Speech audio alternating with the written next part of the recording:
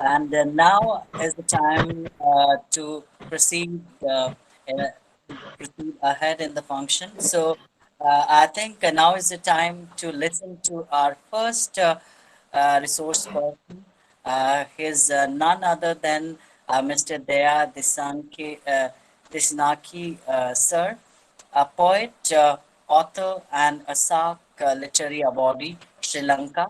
Uh, for him, I would like to say that uh, Desenaki is a bilingual Sri Lankan novelist, poet, and blogger.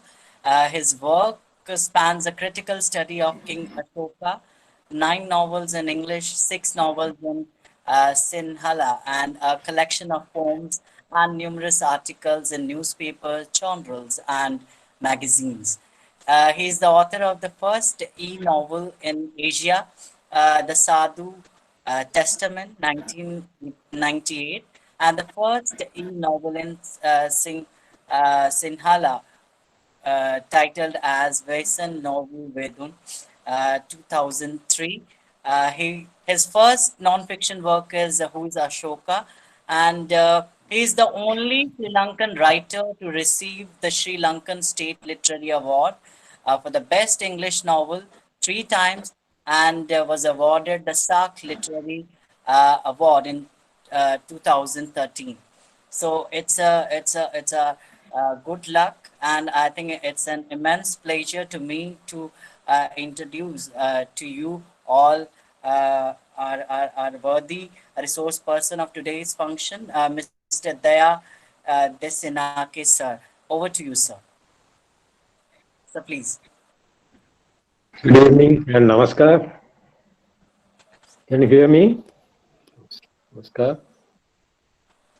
On the philosophy of Mahatma Gandhi, I picked the theme Daridra Narayana Seva for the 21st century.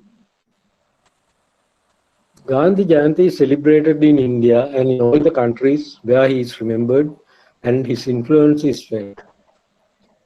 Mohandas Karamchand Gandhi was born on 2nd October 1869, so it will be 151 years this Saturday. It was Gurudev Rabindranath who had first called him the Mahatma, and he is still the Mahatma to all the people around the world who know him. We have written about volumes about him, and today I am hoping to talk about his Khadi movement and how we can learn from the Khadi concept to empower the billions of people around the world to help themselves to attain Swaraj. His main effort was to eradicate poverty, and the Khadi movement was one step in this direction. Still, more than 100 years later, about 10 million people die of starvation every year. We have taken so many measures to try to fight the COVID-19 and really concerned about the 1 million deaths due to COVID-19 now. But during the same period, during the last 9 months, 7 million had died of starvation, about which not many are concerned. Khadi means handspun and hand-woven cloth. In 1918, Mahatma Gandhi started this movement for Khadi as a relief program for the poor masses in Indian villages. Spinning and weaving was elevated to an ideology for self-reliance and self-government of Swaraj. Every village shall plant and harvest its own raw materials for yarn. Every woman and man shall engage in spinning, and every village shall weave whatever is needed for its own use. In the first half of this century, and in many parts even now, farmers have not enough work to earn their living throughout the year. About 4 months they may idle due to the rainless dry season, thereby supply the readiest occupation can easily be learned. It requires practically no outlay of capital. Even an improved spinning wheel can be easily and cheaply made. Gandhi saw it as the end of dependency on foreign materials, symbolizing foreign rule, and thus giving a first lesson for real independence. Raw materials at that time were entirely exported to England and then re-imported as costly finished cloth, depriving the local population of work and profit. Gandhi also felt that in a country where manual labor was looked down upon, it was an occupation to bring high and low, rich and poor together to show the dignity of hand labor. He was asked not only for those in need, but for every person to do spinning at least about 1 hour per day as sacrifice to his country, as duty towards the poor.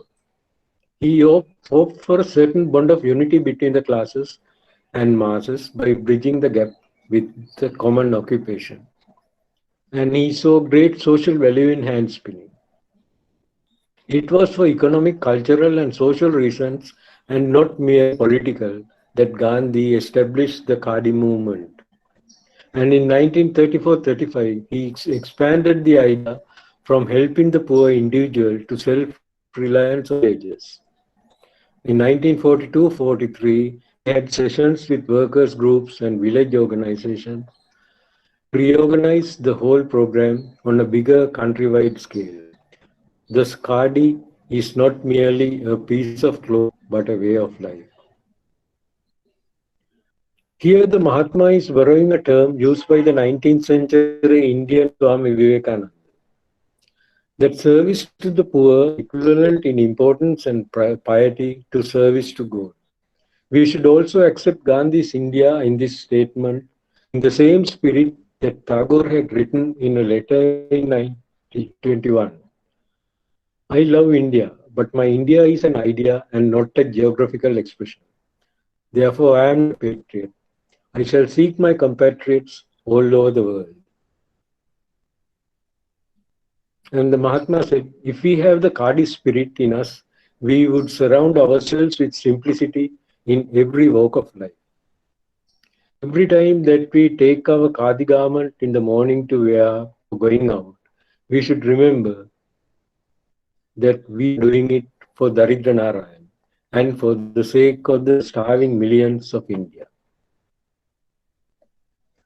But wearing Khadi garments today is a fashion among the new rich, as we see Khadi shops at international airports. Unfortunately, businessmen have taken over the Khadi to make profits by using the fabric to create designer clothes. Ella Arbat, who founded the Self-Employed Association of India, wrote in the Indian Express 2015 that it should be that when one bought Khadi worth 1 rupee, from that 80 pice went to the village producer and 20 pice to the management. Today, perhaps it's the other way around. She, handicrafts are no different. Our country's potters, carpenters, weavers, dyers, and embroiderers also work with their hands. They are highly skilled workers. They carry generations old knowledge and traditions within themselves and keep alive the cultural identity of our country. The urban industrialized world is wreaking havoc on our rural economy. Craft skills that take generations to acquire are being lost overnight because the craftsmen and women can no longer live by their trade. They are forced to work as unskilled labor at the bottom of the economy. The plight of village crafts workers is the same, whether you are in India or Afghanistan, Bangladesh or Pakistan or Sri Lanka. In Sri Lanka, we do not have Khadi material, but we had our own handloom industry many decades ago. It was a real cottage industry run through cooperative societies or by a few families together. They would buy the yarn, which had to be imported, because even then our yarn industry had been dead for a long time. Though our chronicles boast that our women were making cotton yarn 2,500 years ago. Anyway, the yarn was used to weave saris, sarongs, and bed linen mostly. There was a heavy demand for them, even if they were of very simple design. The government at the time encouraged the industry through state-owned sales outlets for a few decades. While in India, the handloom industry kept on flourishing and still a major industry despite commercialized automated cloth manufacturers. Our industry in Sri Lanka collapsed. Today, we are dependent almost totally on import of our saris, sarongs from India and most other fabric from China. We do not have to take the Khadi spirit at its face value today, or as the Mahatma meant it to be. We cannot go back in time, and we cannot ignore the technological advances we have achieved, and we cannot reverse the industrial revolution or globalization. But we can still retain the Khadi spirit. That is when we heed the call for compassionate consumerism. We may not be able to spin our yarn and weave our own clothes, but we can learn to respect our indigenous traditional products created from our own native natural resources. South Asia has a long history of living in harmony, not only with fellow human beings, but with all life, both plant and animal, showing loving kindness to all. Before the period of occupation by the Europeans, our ancestors led simple lives with less greed and less envy. People in Sri Lanka too remember the Mahatma with a high regard and respect. The Mahatma made only one visit to our country on 7th November 1927. He left on 30th November, and during the short period, he traveled over 1,200 kilometers in 19 days, covering the western, northwestern, central, and southern provinces. The Mahatma addressed over 40 gatherings in 14 towns, in addition to the newspaper interviews and casual meetings. Among the major topics he discussed was Daridra Narayan. And on this day, let us try to consider how we can revive this ambitious attempt to serve the poor. God incarnated as the poor through weaving of khadi. A darshan of the Daridra Narayan was instituted and constitutive of the Gandhian nation. I believe that hope for progress and continuity of human society lies not with the highly educated, the rich, the lawyers, the cunning politicians, or powerful generals, but with those who don't yearn for fame, fortune, and endeavor to bring about a spiritual revolution in their sight. This was said by a Sri Lankan philosopher, E.W. Adhikaram, in 1957. It was probably Swami Vivekananda who came up with the idea of Daridra Narayan. Vivekananda then referred to feeding the poor as Narayan Seva and preached for Daridra Narayan Seva, meaning service to the poor as service to Narayan, the Vedic supreme god, including his different avatar, Hinduism, venerated as the supreme being in Vaishnavism. It was Mahatma Gandhi who tried to achieve Swaraj through Daridra Narayan. In the mid-1920s, Swaraj meant independence, freedom from the colonial occupation. Gandhiji attempted to bring it around using Daridra Narayan and the Khadi concept, using the charkha. Even though he used it all with good intentions, the campaign was not very successful because he did not get the support of many of his followers. Perhaps they did not understand that total emancipation was the only way to achieve true Swaraj, which means independence politically, economically, and mentally. Sathya Sai Baba, in his preaching to his devotees in 1985, explained that God is worshipped in two forms, as Lakshmi Narayana and Daridra Narayana. The commonly known practice of most people is to worship Lakshmi Narayana, seeking blessings for their personal prosperity and well-being. Only a handful of people choose to worship Daridra Narayana, the Lord in the form of the poor and the forlorn. Baba urged his devotees to think only of service to Daridra Narayan. If the hungry are fed, they are easily satisfied. But they also need to be guided out of their poverty and suppression so they could feed themselves. Service to Daridra Narayana can never go waste. It's the highest form of sadhana. Man is the product of the society, and service to society is real service to God. Such service should be rendered without regard to caste, creed, race, or nationality. We in the 21st century still need to achieve Swaraj, and the need is far greater today. Even though we have been independent and had got rid of the colonial masters, yet we have not achieved Swaraj.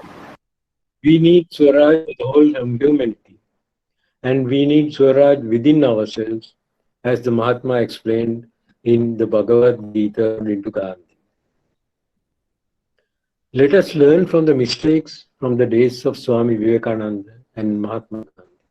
Let us read again the criticism of Gurudev Rabindranath, and by study and by discussions, we could develop a successful project not just for India, but for the whole world to save the people from poverty, not only material but also intellectual. How far we have drifted away from the Gandhian Khadi concept can be seen in the gold-plated charcoal ornaments on sale with other trinkets for tourists in tourist shops and airports. Let me take two examples, one from India and one from Sri Lanka, to see how the Gandhi concept is to some extent still. One organization I came across to continue the real Khadi spirit is Art Illuminates Mankind, AIM, in Kolkata. They used to arrange an annual trade fair and festival named Kariga Haat to promote the handicrafts created by artisans all across India. They have also launched a project, Deshad, to take the artifacts for the international market. Art Illuminates Mankind aim, which is on the Darshanayana path in the 21st century, and I believe what we need are many such organizations all over India, South Asia, and then the whole world. For the past 2 decades, AIM has done more for the traditional arts and crafts in West Bengal and most of India than many organizations have done for a century. Traditional has come to be just an empty word and a mantra to be used by politicians to build their own images and gain votes, and for unscrupulous businessmen to exploit their earnings. This process has now been reversed, and we in South Asia and all other developing countries could learn from AIM. The most wonderful development I have seen in the dedication and eagerness of the team with AIM, who have grown into one big family led by Sonali Chakraborty and Gopal Podda, and the young tribal villagers rallied around them. India is one of those countries in the world rich by way of manpower first, then their talents and creativity, and the awareness of the vast resources available to them, and also the richest in showing loving kindness to all. It was most unfortunate that the European invaders killed this creativity of the people, killed not only their traditional values, but their traditional knowledge and skills. And their compassion, they did it in many ways, some openly, some subtle ways. The less civilized Europeans invaders did it openly by restricting their access to natural resources, preventing them from practicing their trade skills, and subtly by introducing worthless trash from their country, brainwashing the urban population that such trash was far superior to what the indigenous craftsmen could provide. One very good example is the way they destroyed the indigenous health system that had been very successful in keeping South Asian people healthy for several millennia. Mahatma Gandhi had a great vision of free and practical education for all, so that every Indian could be self-sufficient and be able to support a family. Unfortunately, it failed because most of his followers could not or would not follow through. It happened in Sri Lanka too, when the father of free education in Sri Lanka, C.W.W. Kannan, started an experimental school in a village called Hadessa. But it was sabotaged by those who wanted to maintain their social and status. In other South Asian countries, in Asia too, there would have been many such visionaries who could not bring their dreams to come true. Probably most such good-hearted projects did not achieve expected success because they waited for the mountain to come. But AIM went to the mountain, went to the people who had the traditional knowledge and the traditional skills. AIM members were willing to learn from such great people, treat them with love and respect, and show the world their importance and the service they do to society, to humanity. AIM was able to make our traditional craftsmen and artists raise their heads to realize their own importance and value and grant them the respect and status they deserve in society. When art illuminates mankind picked up the motto peaceful and useful, they were able to reach the hearts of more people around the world. They managed to bring great craftsmen and artists from all over India to Mayan Veda Festival in Kolkata, where they could display their skills not only with their products but their creativity in music, song, and dance. And NAME was able to the attention of state organizations and open eyes of the general public.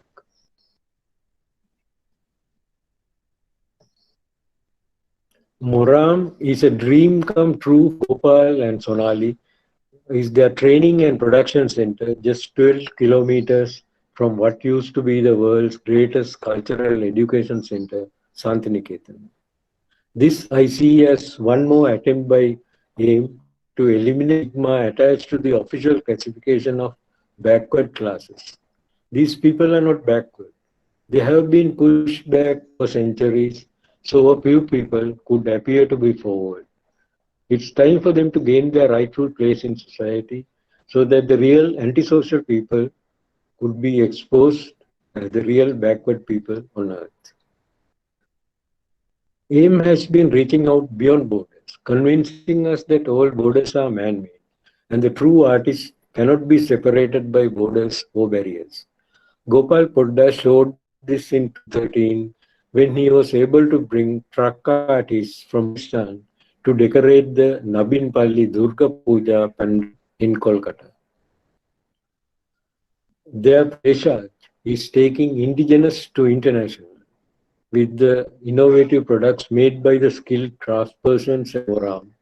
And this is paving the way to train more and more people to display their skills and become economically independent and socially recognized. The panic about the pandemic deprived many village folk of their meager income because there was no one to buy their products. AIM has been able to face the challenge by primarily focusing on available resources and promoting natural products like honey from beehives in the natural forest and also organic spices and pure ghee. They are encouraging the villagers to generate more sustainable and eco-friendly livelihood. And under their Kariga Sati, they are initiating to help a program for those skilled artisans and craftsmen who have lost their livelihood due to the pandemic. Deshaj felt it as a responsibility to uphold this contemporary embroidery craft, stitch work, tie-dye artists, block printers, blue pottery, and other such skilled work. Now they have an opportunity to reach a better market with higher value addition, where the craftspeople reap the benefits of such value addition. Our arts and culture are now owned and controlled by a business mafia around the world. It has all been commercialized. The primary motive for most human action is profit. Profit at any cost. All books, films, drama, traditional cultural shows all have become commodities, mass produced and sold for a quick turnover, or production controlled to make them special items for maximum profit for a few people around the world. Let us hope that art illuminates mankind can really illuminate and bring out humanity in man. In Sri Lanka, the Sarvodaya movement was started all in good faith by an ardent follower of the Mahatma, which began with very good intent as a real Daridra Narayan Seva. However, Sarvodaya became a giant institution funded by foreign donors also probably in good shape. It is still in operation in Sri Lanka for the last 60 years, but its development has been in the same manner as most religious institutions around the world. They lost their original sites long ago, perhaps moving more towards Lakshmi Narayan.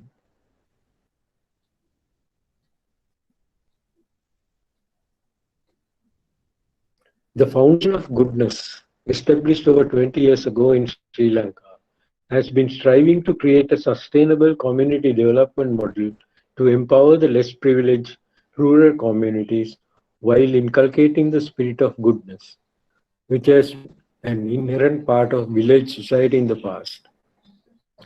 Foundation of Goodness, or FOG, has taken a different path to that taken by AIM, but to achieve the same goals. At the turn of the millennium, Kushil Gasekar commenced his Foundation of Goodness, giving up a lucrative business, at first with the hope of helping the village of his birth, converting his ancestral home as his first training center. He had the support of his business associates, the leading cricketers, and many supporters from overseas. In a region where natural resources were limited, he began offering training to fit the young village youth into the 21st century employment in the digital industries like the BPOs.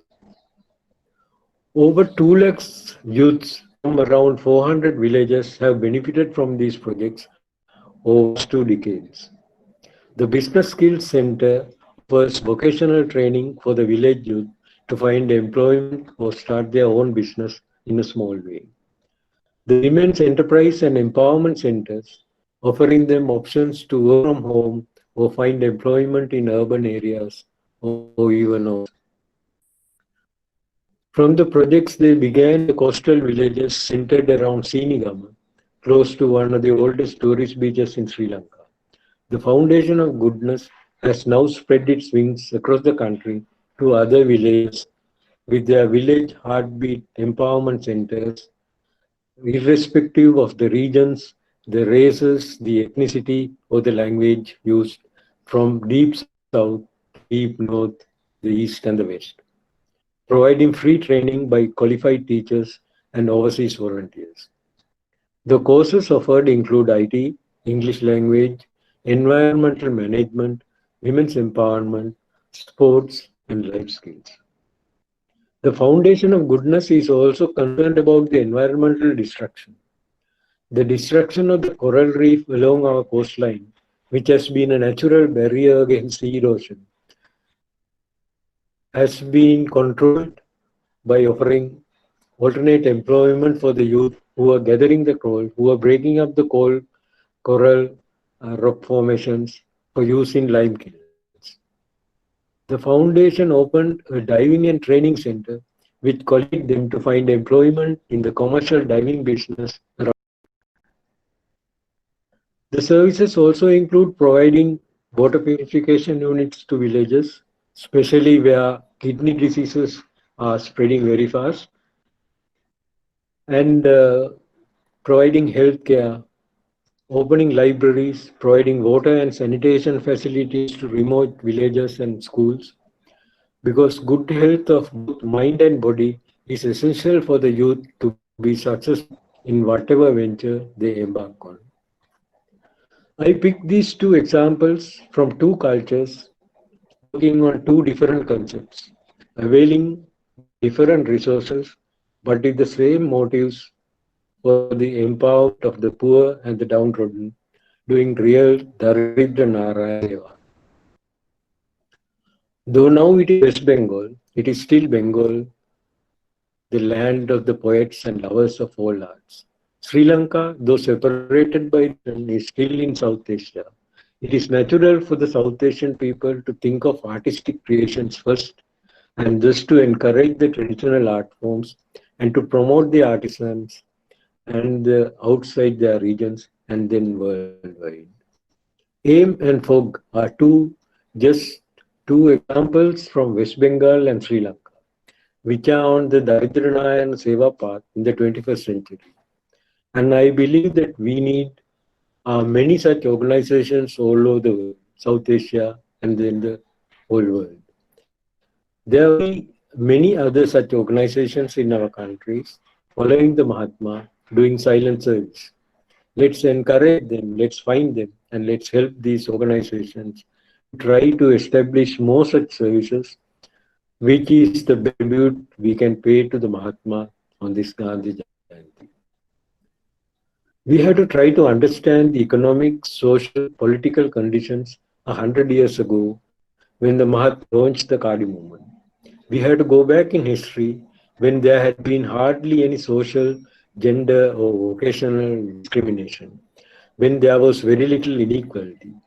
Before the spread of outsourcing and people specializing in different occupations like weaving, pottery, carpentry, laundry, each family would have been self sufficient with their needs and would have been happy with it.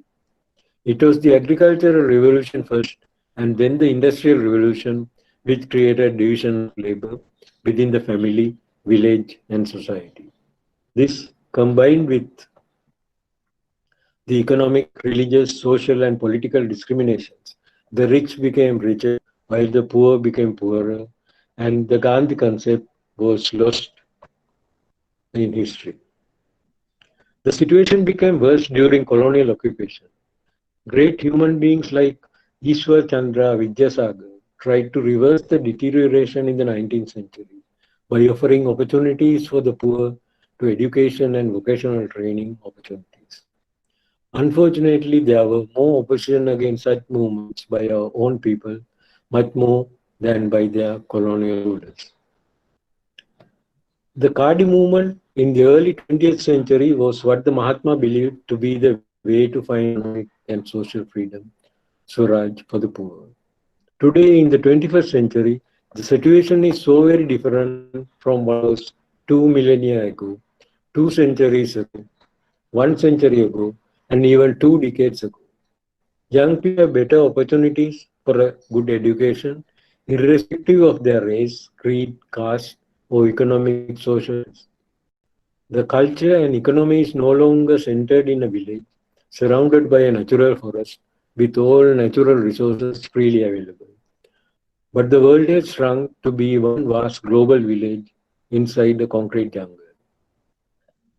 While we do need the charcoal, potter's wheel, and the blacksmith's little furnace, more and more employment and business opportunities have opened up all over the world. Most of the new opportunities are available only for the new or the rich and the elite. We need to use the Kadi concept to bring these new opportunities to the rural poor, the suppressed and the oppressed, helpless youth, while also teaching them to accept and respect all work as necessary and important, from software engineers, engineering, surgery, aeronautics, to sweeping the streets and collecting garbage. That is what art illuminates mankind and the foundation of goodness have begun. And that is what we have to see developing all over the world, from the poorest and weakest countries to the richest and the most powerful. Because even the richest countries, there are poor and helpless people without food and shelter, dying of starvation and sickness. We cannot claim to have understood the meaning of Swaraj until Khadi becomes as universal as currency, was what he said. But we could not make Khadi code the universal currency. Yet we can still make the Khadi concept work because Khadi can be used as the overall symbol to fight poverty and inequality, and the Mahatma's vision for Swaraj reach all living beings on earth. Let the Gandhi Chakra merge with the Ashoka Chakra to create Raj on earth for all. Thank you.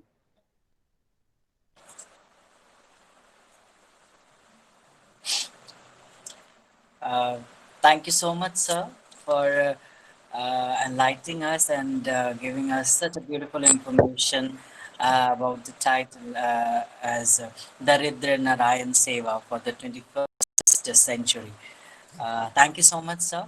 And it has been beautifully said by Mahatma Gandhi that man often becomes what he believes himself to be. If I keep on saying to myself that I cannot do a certain thing, it is possible that I may end by really becoming incapable of doing it. On the contrary, if I have the belief that I can do it, I shall surely acquire the capacity to do it, even if I may not have it at the beginning. So I think a beautiful thing and a wonderful thing that has been taught by Sir, Mr. Daya Disanke, sir. Thank you so